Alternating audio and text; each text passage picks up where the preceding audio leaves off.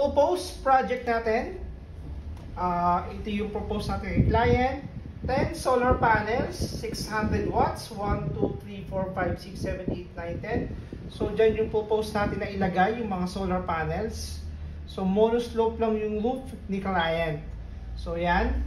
So papakita na natin dyan kung nasan yung mga end clamps. So yan, meron siyang mid clamps. Pinapakita na natin kung saan yung mga location niya. So mas madali din niyang gawin sa site.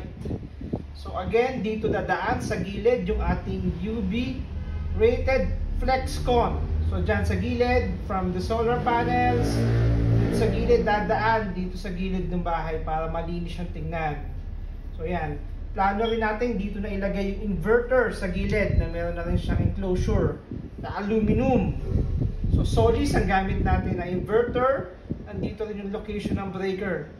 So merong pinto, yung enclosure na yan.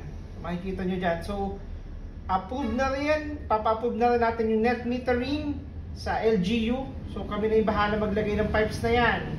So dito ilalagay yung rec meter, and syempre dyan na rin yung modification of inyong meter. Syempre kailangan natin maglagay ng sticker as per Meralco. Ayan, salamat.